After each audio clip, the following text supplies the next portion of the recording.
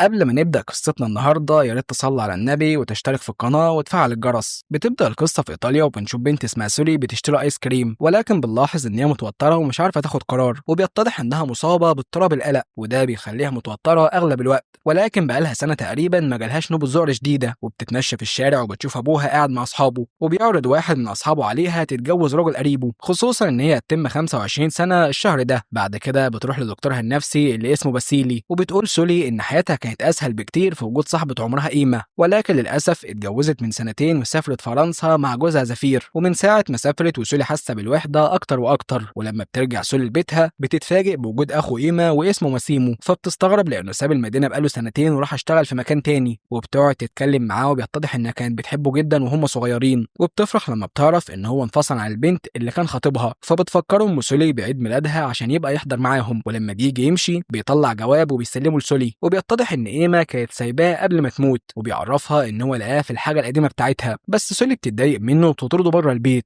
لانها دورت في حاجه ايما كويس وما لقيتش اي حاجه، وبتقعد تفتكر ذكرياتها مع ايما. وبنشوف ان سولي كانت بتتوتر جدا ايام المدرسه وبتدخل اوضه وبتقعد تعيط لوحدها، ولكن ايما ما كانتش بتسيبها ابدا، ودايما كانت بتطمنها ان كل حاجه هتبقى كويسه، يعني الوحيده اللي قدرت تفهم حاله سولي وتتعامل معاها كويس. وبنفهم ان ايما ماتت من سنتين في حادثه عربيه، وبتدخل الام لسولي تفكرها ان هم رايحين حفله النهارده، وبالليل بتروح سولي للحفله فعلا، وبنعرف ان صديقه امها هي اللي عاملاها، وده بمناسبه ان بنتها خلصت جامعه وهتسافر تشتغل. وفي الحفله بتقابل بنت اسمها بيتي وبتشتغل عرضيه ازياء وجايه مخصوص من مدينه تانية عشان الحفله، وبتفضل سولي تشرب لحد ما تسكر. ولما بيرن عليها مسيمو بتتعصب جدا عليه لانه كذب وقال ان هو لقى الجواب في حاجه ايما، وبتقرر سولي تفتح الجواب وتعرف ايما كاتبه لها ايه، وبتعرفها ايما في الجواب ان هي مفتقداها جدا، وبتطلب منها ما تخافش من حاجه ابدا، وبتحط لها سطور فاضيه في ظهر الجواب عشان تكتب كل الحاجات اللي هي بتتمنى تحققها. فبتعيط سولي وبتقوم تشرب اكتر واكتر لحد ما بتسكر خالص، وبتشوف شاب قاعد لوحده، فبتروح تتكلم معاه عشان شافته حزين، وبتعرف ان اسمه دانيو، فبتقوم تتمشى معاه وبتشوفها بيتي وصاحبتها. ولكن سولي بتتعب جدا بسبب الشرب، وبيقعدوا كلهم معاها وبيقروا الجواب بتاع ايما، وبيتعاطفوا كلهم مع حاله سولي، خصوصا ان بيتي كانت صديقه مقربه لايما قبل ما تموت، وبتفضل تقول لهم سولي على حاجات نفسها تحققها، بس بسبب الخوف والتوتر ما بتقدرش تعمل اي حاجه نهائي. ولما بترن امها بتخاف جدا لانها لو شافتها في الحاله دي هتزعلها جامد، فبتتصرف بيتي وبترد هي عليها وبتدري على الموضوع. بعدها بتاخدها بالعربيه عشان توصلها، وبتكون سولي كتبت 8 حاجات نفسها تحققها قريب، وبتكون الحاجات دي حاجات بسيطه جدا زي مثلا انها تركب قارب او تعوم في البحر، او ان هي تعرض رسوماتها على حد لانها بترسم من سنتين لكن عمرها ما خلت حد يشوف رسوماتها. فبتشجعها بيتي انها تعمل كل الحاجات دي واحده واحده، وبيقفوا عند مكتب تقديم لمسابقه ملكه جمال ايطاليا، وبتقرر بيتي تنزل وتقدم فيها. وتاني يوم الام بتصحي سولي بسرعه وبتعرفها ان بيتي عرضت انها تشتغل في المطعم بتاع امها لان النادله اللي هناك طلعت حراميه وسرقتهم. فبتروح سولي لبيتي وهي متعصبه لانها مش عايزه تشتغل وبتخاف وبتتوتر جدا، فبتنزل لها بيتي وبتهديها وبتعرفها ان هي لو مش عايزه تقبل الوظيفه دي عادي مفيش اي مشكله، ولكن شايفه ان هي تكون خطوه لقدام بالنسبه لسولي. بعد كده بتروح سولي لدكتور باسيل وبتعرفه اللي حصل، وبتقول له كمان على موضوع قائمه الاحلام اللي هي عملتها، فبيشجعها الدكتور جدا ان هي تنفذ كل اللي هي كتبته. وبتقرر سولي تقبل بوظيفه النادله فعلا، بس بيبدا يتهيأ لها ان الزباين بيتنمروا عليها، وده طبعا بيزود الخوف والتوتر عندها جدا، وبتتوتر اكتر لما بتشوف امها وصلت للمطعم وبتعرفها ان هي قابلت اهل ماسيمو وعايزين سولي تروح تتعشى معاهم. فبتتضايق سولي وبتقول لها ان هي ما بتحبش التجمعات، وبتفضل كمان تزعق كتير مع امها، وبتروح تتصل بيهم عشان تلغي الموضوع، ولكن ما بتقدرش تعمل كده، وده طبعا بسبب اصرار الام وبتوافق غصب عنها. فبتجيلها بيتي تتكلم معاها شويه وبتسالها اذا كانت لسه بتحب ماسيمو، فبتعرفها سولي ان هي حبته وهم صغيرين وان هي مش متاكده دلوقتي من حقيقه مشاعرها تجاهه. فبتاخدها بيتي وصحابها لمكان خاص بالرسامين، وده عشان تدخل ترسم وتتشجع شويه، وبتلاقي ان دانيو رسام هو كمان وموجود هناك، وبتقعد سولي عشان ترسم زي الباقيين، بس بيتهيأ لها ان الكل بيتنمر عليها تاني وانهم بيسخروا من رسوماتها وبيقولوا لها انها ما بتعرفش ترسم، فبتتضايق جدا وما بتقدرش ترسم اي حاجه. بعدها بتروح لباسيلي وبتحكي له اللي حصل، فبيشجعها جدا وبيطلب منها تحاول بكل جهدها ان هي تحقق قائمه الامنيات اللي هي كتبتها، وبتفتكر يوم جنازه ايما وقد ايه الكل كان حزين ومقهور عليها، وبتقرر بعد كده تقبل دعوه العشاء وتروح لبيت ماسيمو، وعلى طول بيقابلها وبيحاول يلطف الدنيا معاها، وبيعترف لها ان ايما سلمته الجواب ده قبل ما تموت، لكن بعد ما ماتت ما كانش قادر ان هو يلمس اي حاجه تخصها. وفعلا بتسامحه سولي وبتدخل تتعشى معاه هو وعيلته، واللي على طول اثناء ما كانوا قاعدين بيلاحظوا التوتر على سولي. وبعد العشاء بياخدها ماسيمو وبيتمشوا شويه على الشط، وبيعرفها ان هو بيفكر ما يسافرش تاني ويستقر هنا على طول، وبيفاجئها وبيقول لها ان هو مأجر قارب عشان ينزلوا الميه شويه، فبتقلق سولي جدا لانها بتخاف. فبيقدر ماسيمو الوضع وبيقرر يأجل الموضوع ليوم تاني. فبتروح سولي على البيت وهي فرحانه وبتقرر ترسم شويه في الدفتر بتاعها. وتاني يوم بتروح شغلها في المطعم وبتتكلم معاها بيتي انها لازم تقرب شويه من ماسيمو. وبعد الشغل بتقرر سولي تروح لمكان الرسم وتتشجع، ولكنها بتخاف وهي على الباب وبتكون عايزه تمشي. ولكن بتلاقي دانيو قدامها وبتضطر تدخل معاه، ولكن كالعاده مش بتقدر ترسم لانها خايفه من حكم الناس عليها. ولما بيلاحظ دانيو ان هي متوتره بياخدها وبيخرجوا شويه عشان يفكها. وبيتضح ان سولي قدمت في الجامعه لكن ما راحتش ولا يوم، وده بسبب نوبات الذعر اللي كانت بتجيلها زمان. وبيقعدوا بعدها يتفرجوا على شاب بينط من جبل عالي جدا للميه، ولكن سولي اول ما بتشوف المنظر ده ما بتقدرش تاخد نفسها وبتجري بعيد، ودانيو بيروح وراها. وللاسف هما الاتنين مش بيشوفوا الراجل وهو بينط. بعد كده بياخدها يوصلها للبيت،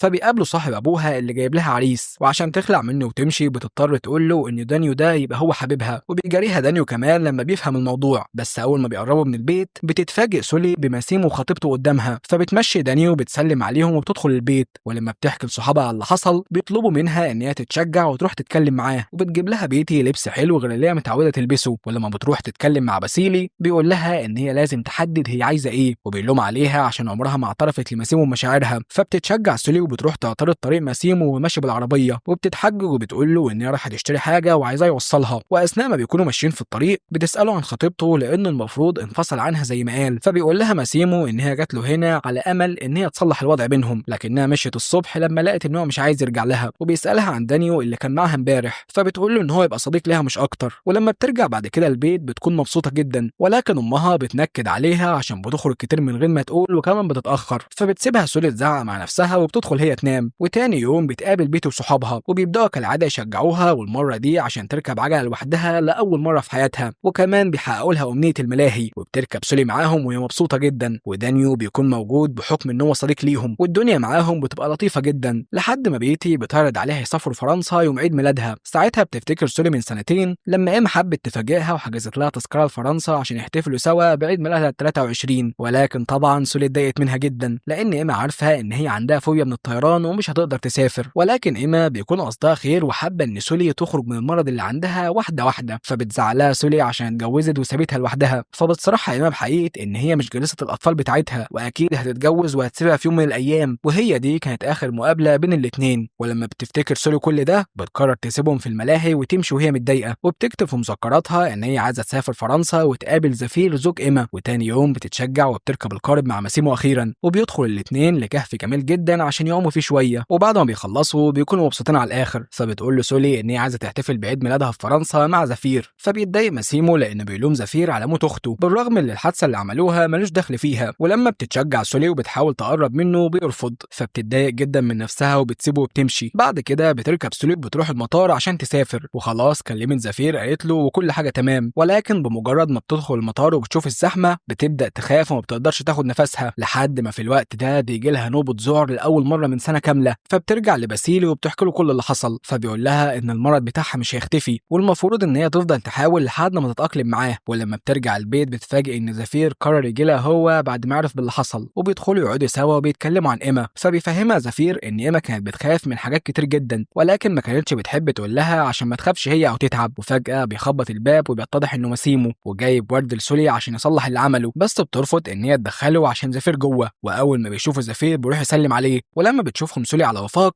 بتوافق ان هي تدخل ماسيمو. وبيكون النهارده عيد ميلاد سولي ال25 وبتحتفل بيه في البيت مع اصحابها وماسيمو وعيلته، وبتكون قدرت تخلص جزء كبير من قائمه امنياتها. وبتطلع بعدها على السطح تحتفل بشكل خاص مع ماسيمو، وبيعتذر لها على اللي عمله معاها على البحر وان باله كان مشغول وما تخيلش ان هم يقربوا من بعض دلوقتي مش اكتر. بيدخل دانيو لانه نسي الجاكيت بتاعه وبيشوفهم مع بعض وبيفهم العلاقه اللي بينهم. وتاني يوم بتعدي بيتي على سولي وبتطلب منها تنزل بسرعه، وبتوريها ان هي مصابه بداء الثعلبه في دماغها، وده بيخلي عندها حفر كتير. وعشان كده قررت تدخل مسابقه ملكه الجمال عشان تثبت لنفسها ان هي كويسه وما عندهاش اي حاجه. ولكن بعد تفكير قررت ان هي تواجه الواقع، وبتجيب مكنه حلاقه وبتطلب من سولي تشيل شعرها كله، واختارتها هي بالذات لان هي اشجع واحده في صحابها. بعد كده بالليل بيروحوا لحفله العرض، وبتقف سولي واللي معاها متحمسين جدا عشان يشوفوا بيتي، ورغم ان الكل بيستغرب من شكلها الا ان سولي واصحابها بيدعموها وبيشجعوها جدا. ولكن طبعا مش بتكسب المسابقه، وفعلا بتقرر سولي ان هي تسافر وبتروح تعرف باسيلي وبيشجعها على الخطوه دي جدا، على عكس امها اللي بتكون خايفه عليها وان لو جالها نوبه ذعر وهي هناك هتبقى مشكله كبيره. بس سولي بتتحمس اكتر لما البنات بيبعتوا لها فيديو وبيعرفوها ان هم فضوا مكان مخصوص في البيت عشان تقعد معاهم. في الوقت ده بتقرر تسافر هي وبيتي، وبتشوف بيتي ساعتها دفتر الرسومات بتاع سولي، وبتتفاجئ بيتي ان رسمها حلو جدا وكمان عامله رسمه خاصه بدانيو. فبتقرر سولي تروح تودع دانيو وتديله الرسمه بتاعته، فبيعجب بيها جدا وبيشكرها عليها. ورغم ان الاتنين بينهم مشاعر كتير الا ان سولي مش جاهزه لاي حاجه دلوقتي، وبتقف لاول مره تشوف الراجل اللي بينط من الجبل العالي بدون اي خوف عشان تثبت لنفسها ان هي في رحله ناجحه ناحيه التحسن. بعدها بتودع امها وابوها وبتركب العربيه مع بيتي، وبيتضح ان هي قدمت رسمه هديه لكل اللي بتحبهم، ومنهم طبعا ماسيمو وباسيل الدكتور بتاعها، وحتى المطعم اللي اشتغلت فيه قدمت لكل اللي موجودين فيه رسومات. وبتتحرك بعدها مع بيتي وهي مش خايفه وما بتفكرش في اي حاجه غير ان هي تبسط نفسها وتحقق كل احلامها. في النهايه لازم تفهم يا صديقي انه كلنا بنخاف، بس المهم ان انت تتغلب على خوفك وتصاحبه علشان تقدر تحقق كل اللي انت بتتمناه. وبكده اقدر اقول لك انتهت القصه الممتعه بتاعتنا النهارده. ما تنساش بقى تشترك في القناه وتفعل الجرس عشان يوصلك كل جديد. وبس كده،